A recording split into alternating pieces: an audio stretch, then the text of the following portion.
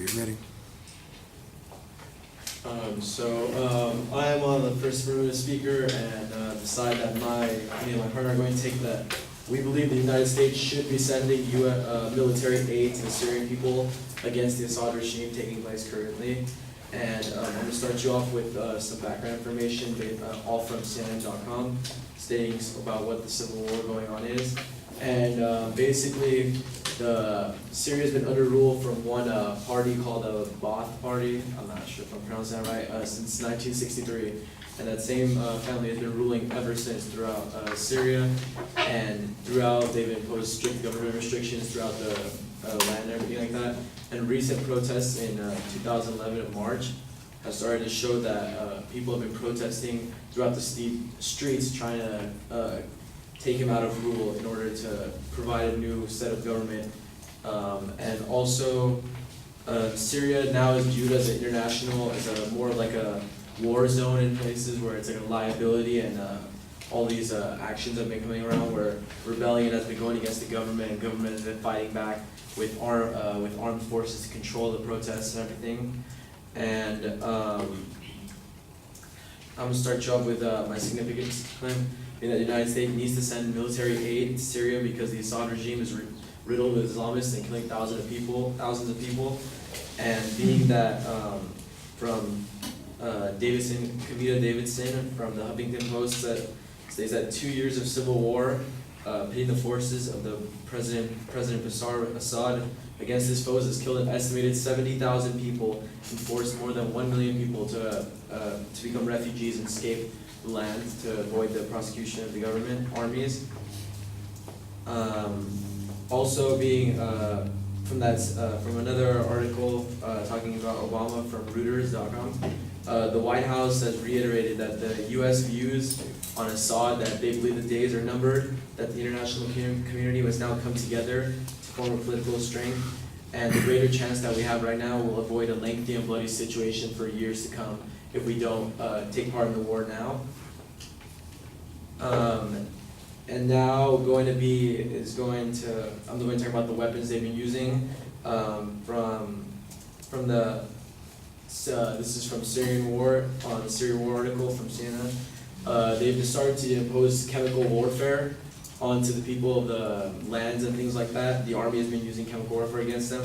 And President Obama has reassured that a year ago that chemical warfare will result in a red line, being that as soon as chemical warfare will use, it will change our whole side on the opinion on the war and might force us to intervene as soon as possible. And just some evidence to back that up, because Syria is denying use of chemical warfare. They noted that Syrian lethal nerve agent was probably used, and that it's a form of less chemical warfare, but still chemical warfare has been killing people and animals and property and all throughout the land. And just another thing to back it up from Canada News Station says that Britain and France informed the UN Secretary that they have reliable evidence to back up that they've been using chemical warfare from soil samples and things of that nature. And now onto my inherency claim that the United States military aid will be able to train and organize rebels so that they can work on our side. The U.S. has already taken part in sending aid, not directly to Syria, but to a neighboring country, Jordan, which contains thousands, almost millions of refugees from Syria. And the defense secretary from the Huffington Post said that Pentagon is sending 200 soldiers from the army headquarters down to Jordan to assist them in containing efforts of violence, and impose that if the Syrian forces were to invade other countries, that they would be ready for them to strike against.